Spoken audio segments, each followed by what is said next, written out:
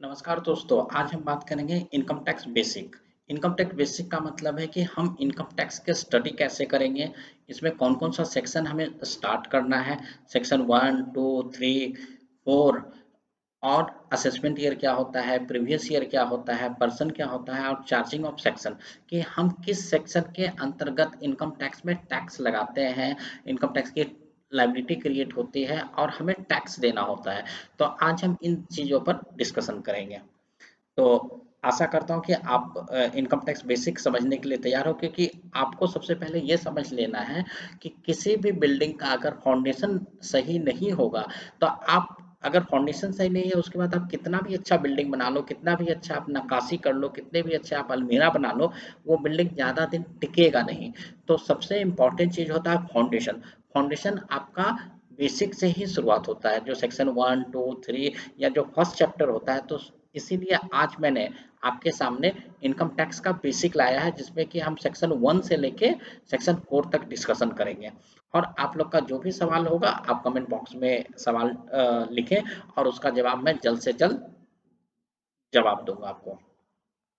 तो income tax section 1 क्या कहता है कि दिस एक्ट में be called the income tax act 1961। मतलब ये जो एक्ट है, इस एक्ट का नाम होगा इनकम टैक्स एक्ट 1961। सबसे नीचे लिखा हुआ है कि it shall came it shall come into force on the 1 अप्रैल 1962। मतलब 1 अप्रैल 1962 से ये अप्लीकेबल होगा। तो ये तो क्लियर हो गया कि इनकम इस एक्ट का नाम होगा इनकम टैक्स एक्ट, और ये 1 अप्रैल 1962 से अप्लीकेबल होगा। तो अप्लीकेबल होगा कहाँ कहाँ? क्या इंडिया में, पाकिस्तान में, नेपाल में, यूएसए में?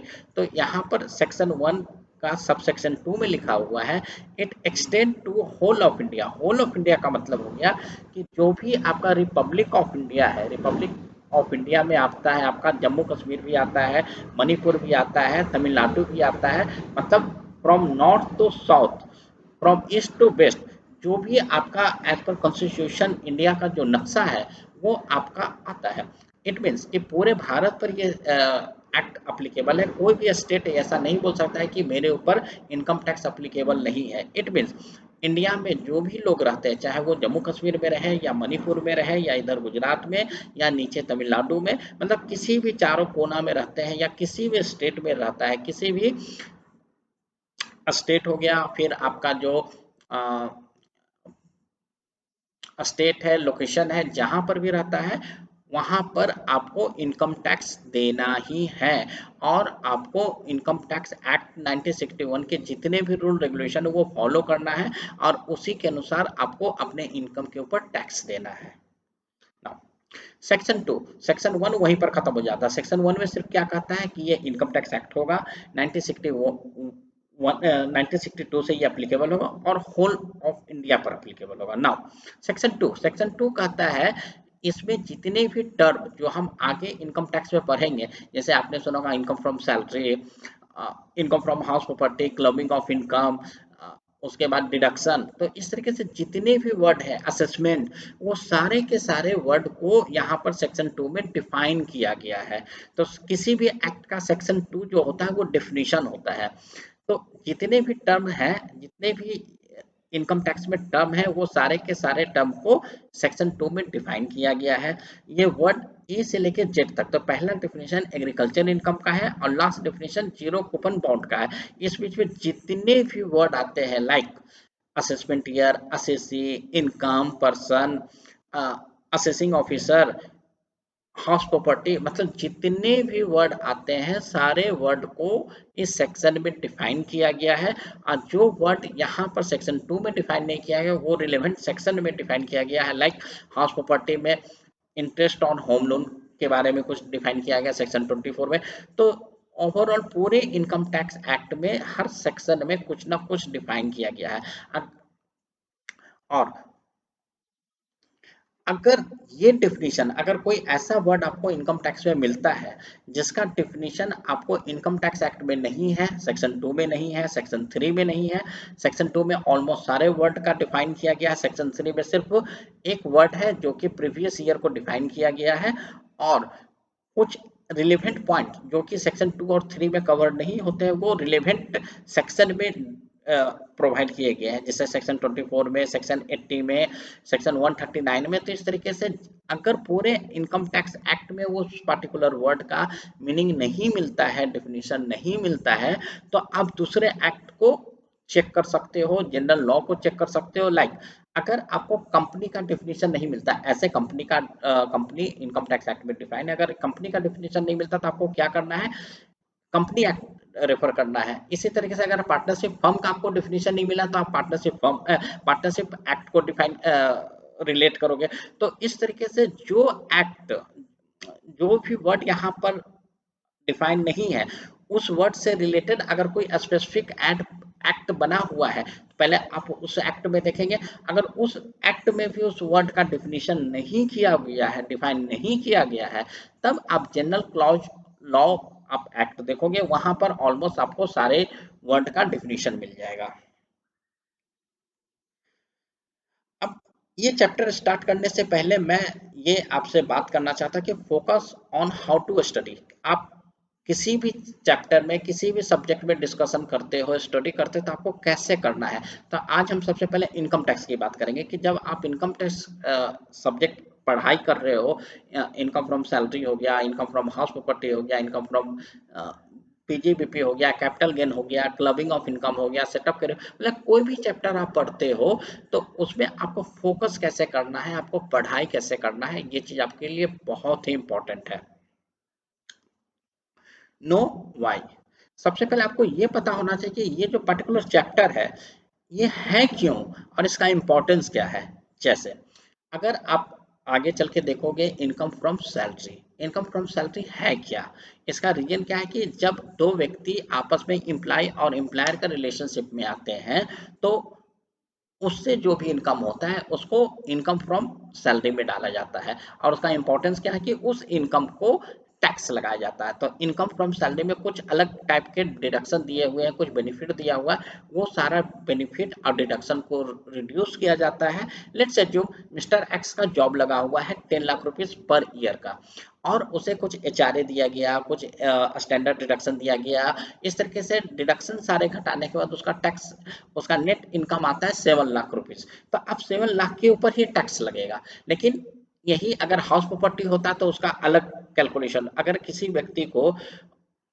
अगर 10 लाख का इनकम है तो उसको डायरेक्टली 30% का डिडक्शन मिल जाता है। हाउस प्रॉपर्टी में पीजीबीपी में अगर आता है, अगर किसी का इनकम 10 लाख का है तो वो जितना भी खर्च करता है रिलेटेड टू दैट बिजनेस और प्रोफेशन, सारा का सारा रिड्यूस हो जाता है। उसके बाद जो बचता है उसी के ऊपर उसको सिर्फ टैक्स लगता है। तो इस तरीके से आपको ये समझना है कि कोई भी चैप्टर वो है क्यों, नो वाई, उसका रीजन क्या है और उसका इंपॉर्टेंस क्या है। और ये आपको मिलेगा कहाँ, जो भी आप चैप्टर करते हो, आप जिस भी राइटर का किताब पढ़ रहे हो इनकम टैक्स में, किसी भी राइटर का आप किताब आपके पास है, आपने परचेज किया है, तो उसके फ्रंट में सबसे पहला पेज पर, किसी भी चैप्टर का पहला पेज पर कुछ थ्योरी लिखा हुआ रहता है, कुछ थीसिस होता है। तो जनरली आप और हम नहीं पढ़ते हैं उस फर्स्ट पेज को। तो मेरा सजेशन है कि उस फर्स्ट पेज को आप पढ़ें, क्योंकि वही फर्स्ट पेज आपके लाइफ के लिए बहुत ही इंपॉर्टेंट है, क्योंकि वही फर्स्ट पेज में सारा क्रक्स दिया हुआ रहता है कि ये चैप्टर किस पर्पस के लिए है और इसमें क्या क्या मेन मेन चीजें हैं। जैसे एक और आपको एग्जांपल देते हैं, अकाउंट्स। जैसे आप अकाउंट्स में बैंक रिकॉन्सिलिएशन स्टेटमेंट नाम का कोई चैप्टर पढ़ रहे हो। बैंक रिकॉन्सिलिएशन स्टेटमेंट होता क्या है, जब आप फर्स्ट पेज उस चैप्टर का पढ़ोगे तो उसमें लिखा हुआ रहता है कि आपने किसी बैंक में अकाउंट ओपन किया, और अकाउंट ओपन करने के बाद बैंक वाला आपको एक पासबुक दे देता है और बैंक के पास अपना एक रिकॉर्ड होता है। कल को अगर बैंक कोई इंटरेस्ट आपको देती है तो वो तो बैंक अपने अकाउंट में तो रिकॉर्ड कर लेता है, लेकिन आपके पासबुक में रिकॉर्ड नहीं होता है। देन जब आप 1 महीने बाद या 2 महीने बाद जब आप बैंक जाते हो तो आपके पासबुक में वो एंट्री किया जाता है। तब क्या होता है, आपका जो बैंक का बैलेंस है और जो आपका पासबुक का बैलेंस है दोनों मैच करता है। इसी तरीके से अगर बैंक ने कोई चार्ज लगा दिया हो, जैसे चेकबुक चार्ज है आज के पर, SMS charge 16 rupees, 20 rupees, 50 rupees, 200 rupees लगा देती है, तो वो भी जब आप बैंक से अपडेट कराते हो तब आपको पता चलता है, क्योंकि बैंक अपना क्वार्टरली या मंथली चार्ज अपने आप काट लेता है, वो आपको बताता नहीं है। वो आपको पहले ही से एक इंटीमेशन दिया हुआ, लेकिन काटने से पहले आपको आजकल एसएमएस आता है, लेकिन अगर आप 10 साल पहले की बात कर ले, 15 साल पहले जहाँ पर मोबाइल नहीं था तो वो आपको इंटीमेट नहीं करता था, वो चुपचाप काट लेता था।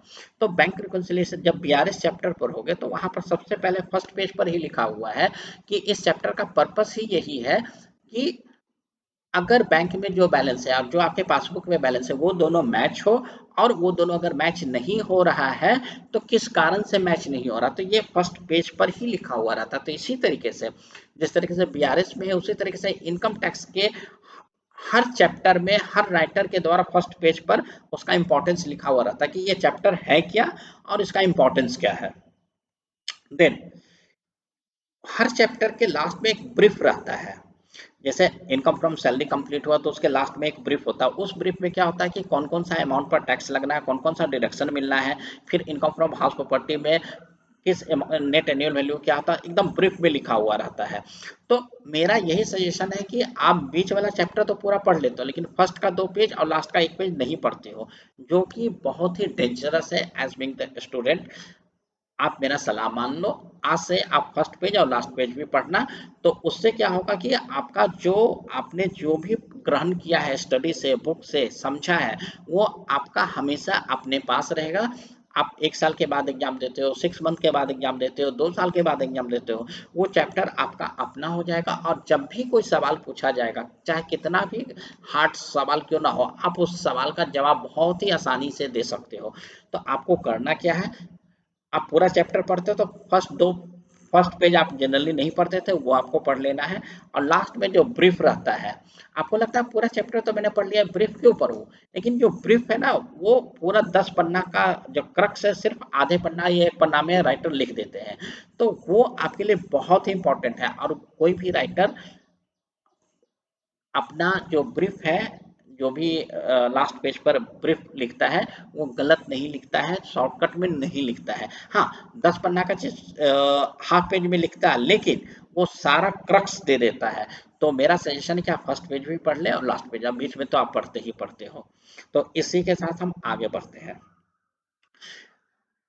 मैंने इनकम फ्रॉम हाउस प्रॉपर्टी पर 2 वीडियो बना के अपलोड किया हुआ है। अगर आप लोगों ने अभी तक वो वीडियो नहीं देखा है तो मेरा आपसे सजेशन है कि आप मेरे यूट्यूब चैनल पर जाएं, चैनल को सब्सक्राइब करें और इनकम फ्रॉम हाउस प्रॉपर्टी का पार्ट 1 पार्ट 2 दोनों वीडियो आप देख लें।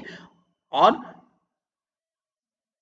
इनकम फ्रॉम हाउस प्रॉपर्टी से रिलेटेड जितने भी इश्यूज थे, लाइक ग्रॉस एनुअल वैल्यू क्या होता है, नेट एनुअल वैल्यू क्या होता है, एंड डिडक्शन अंडर सेक्शन 24 क्या होता है, किस तरीके से हमें डिडक्शन मिलता है, इंटरेस्ट लोन बोरोड का जो इंटरेस्ट होता है वो अमाउंट कैसे डिडक्शन मिलता है, ये सारा चीज मैंने पूरे अच्छे से एक्सप्लेन किया है। तो आप लोग से मेरा अनुरोध है कि आप उन दोनों वीडियो को देख लें और उससे रिलेटेड कोई भी आपका सवाल हो तो कमेंट बॉक्स में आप अपना सवाल लिखें और मैं उस सवाल का जवाब दूंगा। और वीडियो के एंड में आपको मेरा मोबाइल नंबर, ईमेल आईडी भी मिल जाएगा, तो आप वहां पर भी अपना सवाल लिख सकते हो, अपना व्हाट्सएप पर मेरे को सवाल दे सकते हो, ईमेल कर सकते हो, हम वहां पर भी आपको अपने सवाल का, आपके सवालों का जवाब देंगे। अब हम आ जाते हैं सेक्शन 2 जो कि definition of assessment and finance. तो सेक्शन 2 में बहुत सारी चीजों का डिफाइन किया गया, तो आज हम सिर्फ उन्हीं कुछ वर्ड पर डिफिनीशन पर आएंगे जो हमारे लिए बहुत ज्यादा रिलेवेंट है। जैसे जैसे रिक्वायरमेंट आएगा तो जैसे जैसे हम चैप्टर पढ़ते जाएंगे, जैसे इनकम फ्रॉम सैलरी पढ़ेंगे, पीजीबीपी पढ़ेंगे, कैपिटल गेन पढ़ेंगे, हाउस प्रॉपर्टी पढ़ेंगे, तो हम वहां पर डिफाइन करते जाएंगे। तो सेक्शन 2 सब क्लाउज 9 में कहता है assessment year. Assessment year means period of 12 month commencing on 1 April every year. मतलब 1 अप्रैल से शुरुआत होता है वो 12 महीना तक चलेगा। इट मीन्स कि 1 अप्रैल से शुरुआत होगा तो 31 मार्च तक खत्म होगा। अब ये कौन सा ईयर होगा ये इस पर हम बात करते हैं।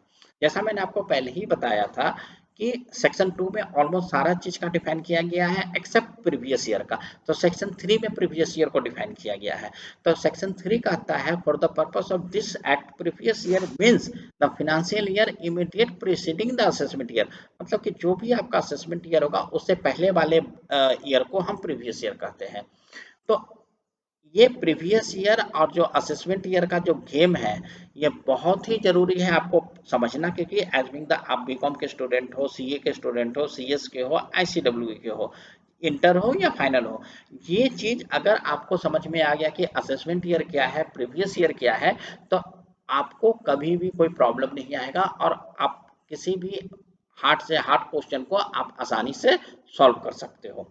तो आपको सिर्फ ये ध्यान रखना है कि असेसमेंट ईयर हमेशा 12 मंथ का होता है, जो कि 1 अप्रैल से शुरू होगा। ये 2018 से भी हो सकता है, 2019 का भी हो सकता है, 2020 का भी हो सकता है, लेकिन अगर 1 अप्रैल 2018 से शुरू हुआ तो 31 मार्च 2019 पर कंप्लीट हो जाएगा।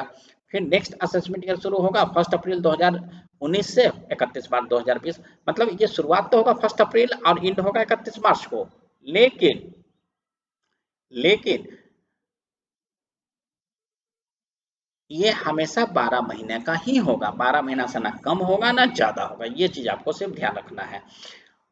और यहाँ पर मैंने आपको लिखा है, क्या लिखा है आपको कि 1 अप्रैल 2020 से 31 मार्च 2021, ठीक है जी, 1 अप्रैल 2020 से 31 मार्च 2021। तो इसमें जो असेसमेंट ईयर होगा, ये असेसमेंट ईयर होगा असेसमेंट ईयर 2021-22 और प्रीवियस ईयर होगा 2020-21। तो अभी हम आगे एग्जांपल में देखेंगे कि ये असेसमेंट ईयर और प्रीवियस, क्योंकि यहाँ पर देखो ये कहता है असेसमेंट ईयर 12 मंथ का पीरियड होता है, तो असेसमेंट ईयर मैंने लिख दिया 21-22। अब आप कहोगे सर आपने तो लिखा है कि अप्रैल 2020 से और मार्च 2021, तो असेसमेंट ईयर 21-22 कैसे हो गया? तो इसमें कहता है कि for the purpose previous year means the previous immediate preceding the assessment year. तो असेसमेंट ईयर हमारा 21-22 है, तो उससे 12 महीने पैक कर जाओ तो प्रीवियस ईयर हो गया 20-21, जो मैंने पहले एग्जांपल में लिखा हुआ, पहले फर्स्ट लाइन में लिखा हुआ 1 अप्रैल 2020 से मार्च 2021। इट मीन्स कि ये जो पीरियड है वो प्रीवियस ईयर होगा और उसके नेक्स्ट वाला जो पीरियड होगा, जो नेक्स्ट वाला ईयर होगा वो असेसमेंट ईयर होगा। तो ये चीज आपको ध्यान रखना कि असेसमेंट ईयर हमेशा 12 महीना का होगा, या प्रीवियस ईयर भी 12 महीना का होता है। अब हम आगे देखते हैं, असेसमेंट ईयर तो हमेशा 12 महीना का होगा, लेकिन क्या प्रीवियस ईयर 12 महीना का होगा या नहीं होगा, ये हमें चेक करना है। तो आपको एक चीज ध्यान रखना है कि अगर प्रीवियस ईयर में कोई नया सोर्स ऑफ इनकम आता है तो वो 12 महीने का नहीं होगा। जैसे यहाँ पर है कि बिजनेस और इनकम सोर्स स्टार्टेड ऑन 25 मार्च 25 मार्च 2021। तो इसमें असेसमेंट ईयर क्या होगा, प्रीवियस ईयर क्या होगा? आप आप अपने नोटबुक पर लिखें कि क्या होता है, फिर मैं इसका जवाब देता हूँ आपको।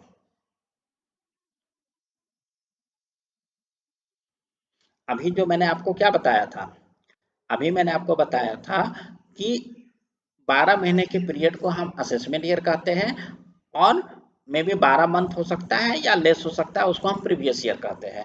तो इस केस में असेसमेंट ईयर हो जाएगा 2021-22 और प्रीवियस ईयर होगा 25 मार्च 2021 से 31 मार्च 2021। मतलब प्रीवियस ईयर होगा 2020 से 2021। मतलब हम जिस साल की बात करते हैं, अगर हम जिस साल में भी बात करेंगे तो वो साल प्रीवियस ईयर हो जाएगा, और उससे आगे वाला साल को हम असेसमेंट ईयर कहते हैं। तो ये देखो असेसमेंट ईयर 21-22 का मतलब हो गया 1 अप्रैल 2021 से 31 मार्च 2022। ये मतलब असेसमेंट ईयर पूरा 12 महीने का रहेगा, लेकिन प्रीवियस ईयर 25 मार्च को शुरू हुआ, 25 मार्च से शुरू हुआ 31 मार्च को, मात्र 6 दिन, 5 डेज या 6 डेज, 25, 26, 27, 28, 29, 30, 31, मतलब 7 डेज। अगर हम 25 और 31 दोनों को इंक्लूसिव कर लेते हैं तो 7 डेज आता है। तो प्रीवियस ईयर मेरा सिर्फ 7 डेज का होगा। क्यों? क्योंकि हमारा जो सोर्स ऑफ इनकम था ये अभी शुरुआत हुआ है, हमारा न्यू सोर्स ऑफ इनकम है, इसलिए सिर्फ 7 डेज का प्रीवियस ईयर होगा, लेकिन असेसमेंट ईयर 12 महीने का होगा। क्लियर है? आपका हमेशा आपको एक चीज ध्यान रखना है कि असेसमेंट ईयर और प्रीवियस ईयर हमेशा 12 महीना का होता है, except one case. Previous year 12 महीना से कम हो सकता है जब कोई नया बिजनेस या नया सोर्स ऑफ इनकम शुरुआत हुआ हो, अदरवाइज हमेशा असेसमेंट और प्रीवियस ईयर 12 महीने का होगा। जैसे मान लो कि आप आज बीकॉम का स्टडी आज आप बीकॉम कर रहे हो, बीकॉम करने के बाद आपने जॉब शुरू कर लिया। जॉब आप 1 अप्रैल को ही शुरुआत करोगे, ऐसा तो इम्पॉसिबल है। हो सकता है आपको 1 अप्रैल को भी जॉब मिल जाए, हो सकता है आपको 10 अक्टूबर को भी जॉब मिले, हो सकता है जैसे एग्जाम्पल में 25 मार्च को भी जॉब मिले। मतलब 1 अप्रैल से 31 मार्च के बीच में कभी भी आपको जॉब मिल सकता है, फर्स्ट जॉब की बात कर रहा हूँ। उससे पहले आप स्टूडेंट थे या स्टडी कर रहे थे, I am talking about the first income. तो फर्स्ट इनकम आपका 1 अप्रैल को शुरुआत हो सकता है, या 31 मार्च से एक दिन पहले तक हो सकता है, या इवन 31 मार्च को भी आपको जॉब लग सकता है। तो उस केस में असेसमेंट ईयर हमेशा 12 मंथ का होगा, लेकिन असेसमेंट ईयर 12 मंथ का होगा, लेकिन प्रीवियस ईयर 1 डेज का, 5 डेज का या 11 मंथ का, दैट विल डिपेंड कि वो आपका नया जो सोर्स ऑफ इनकम है वो किस दिन शुरू हुआ। जैसे इस केस में, इस एग्जांपल में सोर्स ऑफ इनकम हमारा शुरू हुआ था 25 मार्च को, तो हमारा प्रीवियस ईयर हो जाएगा 25 मार्च से 31 मार्च, जो कि 2021 है, और असेसमेंट ईयर हो जाएगा 2021 से 22। असेसमेंट ईयर हमेशा 12 महीने का होगा, प्रीवियस ईयर भी 12 महीना का होता है, लेकिन सिर्फ एक केस एक्सेप्शन है, जब previous year new source of income के केस में लेस देन 12 मंथ होता है। अगर ये पॉइंट क्लियर है तो हम लोग आगे चलते हैं। अगर इससे रिलेटेड कोई भी प्रॉब्लम आपको लगता है तो जिस तरीके से मैंने आपको एग्जांपल देके बताया, आप एक बार कॉपी पर आराम से उसको लिख के समझ ले, और नहीं होता तो फिर से आप कमेंट बॉक्स में आप अपना सवाल लिखे कि मनीष सर मुझे ये चीज़ समझ में नहीं आया, मैं उस पर जवाब दूंगा और आपको क्लियरफाई करूंगा। और हो सकता है अगर आपको ज़्यादा लोगों को ये प्रॉब्लम आ रहे तो मैं एक नया video exclusive only for the definition of the assessment year and previous year के लिए बना दूंगा आप लोग के लिए। आगे चले या जैसा मैंने अभी बताया था, न्यू सोर्स ऑफ इनकम और existing source of income. Income का डेफिनेशन हम आगे पढ़ेंगे। अभी आप सिर्फ ये समझ लो, इनकम वो चीज़ होता है जो हमें किसी से प्राप्त होता है, whatever the money we receive, हमें जो पैसा मिलता है और वो हमारा हो जाता है, उसे हम इनकम कहते हैं। तो न्यू सोर्स ऑफ इनकम का क्या मतलब हुआ कि मैंने जॉब पहला बार शुरू किया, या पढ़ाई पढ़ाई लिखाई मैंने कर लिया, मैंने जॉब करने का मन नहीं है, I have started my business, तो that is the new source of income.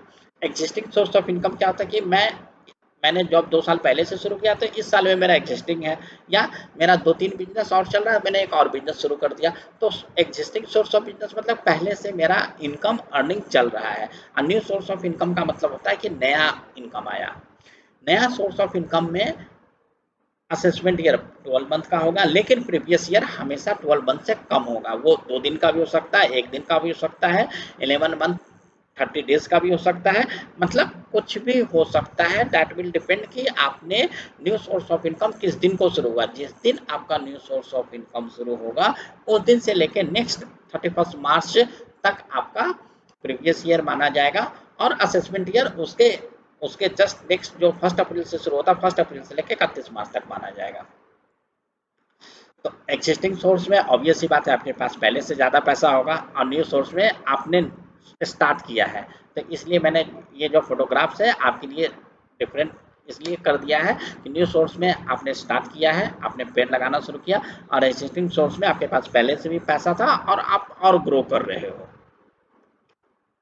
Now अब हम एक और एग्जांपल ले लेते हैं जहां पर हम अच्छे से समझ सकते हैं कि असेसमेंट ईयर और प्रीवियस ईयर क्या होता है। मिस्टर राम, हमारे एग्जांपल में मिस्टर राम ने न्यू जॉब स्टार्ट किया 25 अक्टूबर 2020 को।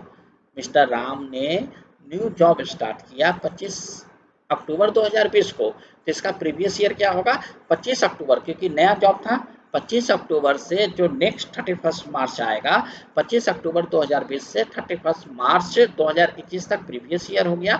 और असेसमेंट ईयर ऑब्वियस सी बात है, जब ये मेरा प्रीवियस ईयर हो गया तो इसके अगला 12 महीना वाला मेरा असेसमेंट ईयर होगा, जो कि 2021-22 होगा। क्लियर है। नेक्स्ट ईयर, इसके बाद नेक्स्ट ईयर में क्या होगा, अब हमारा previous year less than 12 month नहीं होगा, क्योंकि हमारा एक बार सोर्स ऑफ इनकम स्टार्ट हो चुका है। इवन मैंने कोई जॉब छोड़ दिया हो, जॉब छूट गया हो, मेरा इनकम नहीं है, तब भी मेरा प्रीवियस ईयर अब पूरा 12 मंथ का होगा। ये सिर्फ लाइफ में एक बार होता है, जब आप इनकम स्टार्ट करते हो, चाहे जॉब से या बिजनेस से या किसी भी तरीके से आप अपने लाइफ में फर्स्ट इनकम जनरेट करना शुरू करते हो, ये सिर्फ फर्स्ट ईयर होता है। उसके बाद हमेशा प्रीवियस ईयर और असेसमेंट ईयर 12 मंथ का होगा। तो नेक्स्ट ईयर क्या होगा, प्रीवियस ईयर 1 अप्रैल 2021 से लेकर 31 मार्च 2022 तक होगा, और उसका असेसमेंट ईयर होगा 2022 से 2023।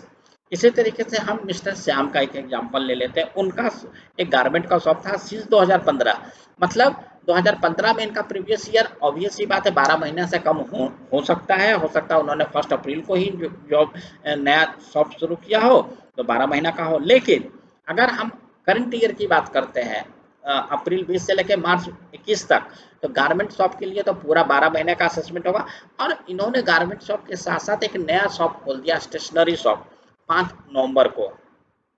तो इस केस में इस शॉप के लिए तो प्रीवियस ईयर हुआ मात्र 5 नवंबर से 31 मार्च, लेकिन ये मिस्टर श्याम का जो इंडिविजुअल है, इनका एक ही पैन कार्ड है जो गारमेंट बिजनेस के लिए ऑलरेडी चल रहा था। तो इस केस में भी इनका जो प्रीवियस ईयर होगा वो 1 अप्रैल 2020 से लेकर 31 मार्च 2021 ही होगा। इट मीन्स कि अगर आपका एग्जिस्टिंग बिजनेस पहले से चल रहा हो या एग्जिस्टिंग सोर्स ऑफ इनकम हो और उसके बाद एक नया सोर्स ऑफ इनकम आप क्रिएट करते हो, नया सोर्स ऑफ इनकम आता है, आप पैसा अर्न करना शुरू करते हो, तब भी आपका प्रीवियस ईयर 12 मंथ का ही होगा। और असेसमेंट ईयर तो हमेशा 12 मंथ का होना ही होना है। ठीक है, अब हम आगे चलते हैं। यहाँ तक मुझे नहीं लगता कोई कन्फ्यूजन है। अगर कोई भी कन्फ्यूजन हो तो आप कमेंट बॉक्स में आप अपना सवाल लिखो, मैं उसका जवाब दूंगा।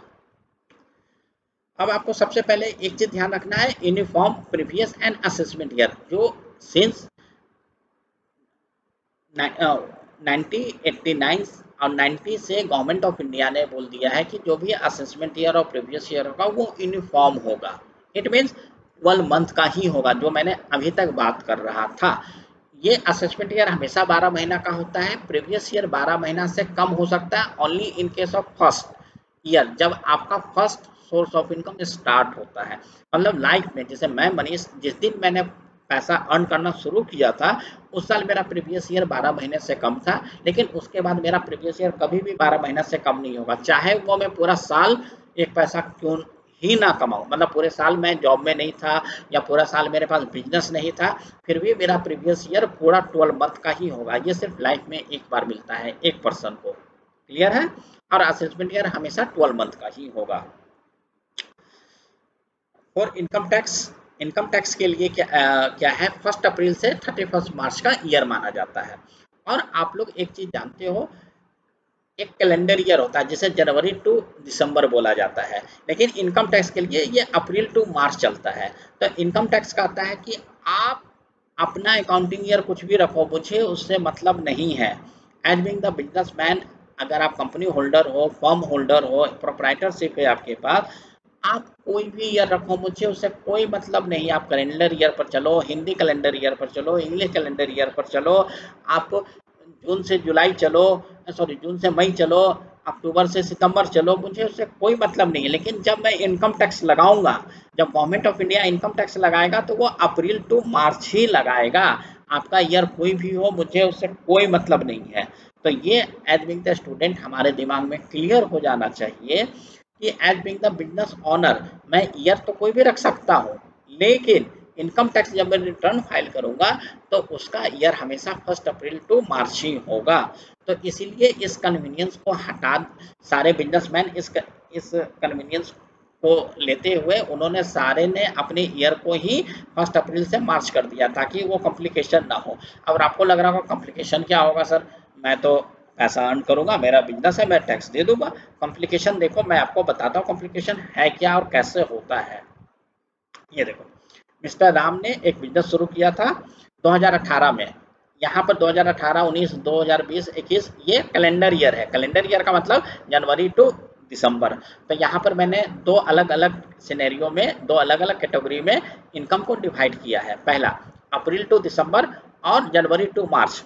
तो अब 2018 में अप्रैल टू दिसंबर में 5,25,000 का इनकम हुआ, और 2018 में मार्च टू जनवरी टू मार्च में 1,25,000 का इनकम हुआ। इसी तरीके से 2019 में 6 लाख और 1,50,000 का इनकम है। 2020 में 5,75,000 और 2 लाख का इनकम है। 2021 में 2,40,000 का इनकम है जनवरी टू मार्च में।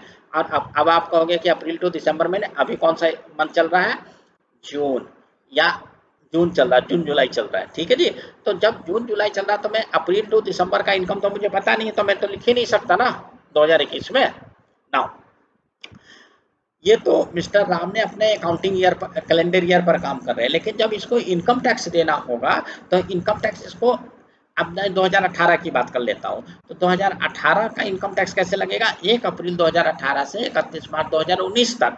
तो 1 अप्रैल 2018 से 31 मार्च 2019 के बीच में क्या इनकम है, पहला इनकम है आपका अप्रैल टू दिसंबर 5,25,000, जो मैंने ऐड कर लिया, और 2000 जनवरी टू मार्च 2019 का 2019 का जनवरी टू मार्च में क्या इनकम है, 1,50,000।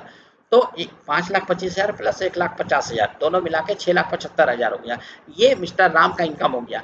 अब आपको ये देखना है, आपको ये समझना है कि 2018 में टोटल इनकम मिस्टर राम का तो हुआ मात्र 6.5 लाख का, लेकिन फॉर इनकम टैक्स ये इनकम हो जाता है 6,75,000 का।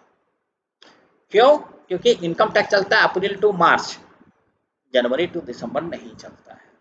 तो आपको यही ध्यान रखना है कि बिजनेसमैन या आप कल को बिजनेसमैन बनते हो या किसी का अकाउंटेंट बनते हो, किसी का अकाउंटिंग करते हो, तो बिजनेसमैन या आप खुद बिजनेस करते हो या आप कहीं के अकाउंटेंट बनते हो, तो वो ईयर कोई भी रखे, लेकिन जब आप टैक्स देने जाओगे, इनकम टैक्स की बात मैं करता हूँ, तो अप्रैल टू मार्च ही चलेगा और आपको इसी तरीके से बाइफरकेट करना पड़ेगा।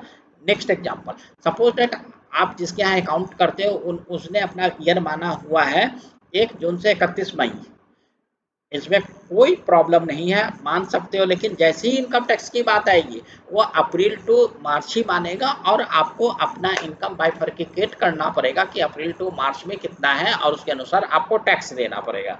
इसी तरीके से 2019 की अगर हम बात कर लेते हैं, 2019 में क्या होगा, 2019 में अप्रैल टू दिसंबर 6 लाख आया और 2020 का जो जनवरी टू मार्च 2 लाख है, तो वो दोनों ऐड होके हो जाएगा 8 लाख का टैक्स। जबकि 2019 में जनवरी टू दिसंबर इसने कितना अर्न किया है, जनवरी टू दिसंबर इसने कितना अर्न किया है, 6 लाख ये, और जनवरी टू मार्च पहले 2019 में दिसंबर का ये, और जनवरी टू मार्च का 2019 का 1.5 लाख, 7.5 लाख रुपया, लेकिन इसको टैक्स कितना लगेगा, 8 लाख के ऊपर। तो ये क्लियर हो गया आप लोग को कि आप एज बिंग द बिजनेसमैन या एज बिंग द अकाउंटेंट आप असेसमेंट ईयर, आप अपना अकाउंटिंग ईयर कुछ भी रख सकते हो, लेकिन जब आपको इनकम टैक्स देना होगा, तो अप्रैल टू दिसंबर ही देना होगा, इसमें आपके पास कोई ऑप्शन नहीं है और आपको अच्छी तरीके से बाइफरकेट करना पड़ेगा। क्लियर है? अब हम सबसे पहले समझ लेते हैं कि इनकम क्या होता है, इनफ्लो ऑफ मनी क्या होता है, क्योंकि जब तक आपके पास ये क्लियरिटी नहीं होगा कि इनफ्लो ऑफ मनी क्या है, इनकम क्या है, टैक्स कब लगना है, तो आप हमेशा कंफ्यूज करते रह जाओगे। तो इनफ्लो ऑफ मनी मतलब जो पैसा आपके पास आ रहा है, that is called the inflow of money. जैसे कि मैंने पिताजी से 5,000 रुपया मांग लिया कि कॉलेज में मुझे ट्यूशन ट्यूशन फी भरना है या एग्जामिनेशन का फॉर्म भरना है या फिल्म देखने जाना है, 500 1000 रुपया कुछ भी, तो that is the inflow of money, मेरे पास पैसा आ रहा है, कमिंग, आ रहा है। ओके, तो इसमें आपको ये देखना है कि क्या ये पैसा आप रिटर्न करने वाले हो या आप ये पैसा रिटर्न नहीं करने वाले हो। तो आपको, जैसे पिताजी से आप जो पैसा लेते हो वो पैसा आप रिटर्न नहीं करते हो। क्लियर है? चाहे वो आप उसका किताब खरीद लो या फिल्म देखने में जाओ या दोस्तों के साथ आइसक्रीम खाओ या अपनी गर्लफ्रेंड पर पैसा खर्च करो या अपने बॉयफ्रेंड पर पैसा खर्च करो, लेकिन आप वो पैसा अपने पेरेंट को कभी नहीं लौटाओगे।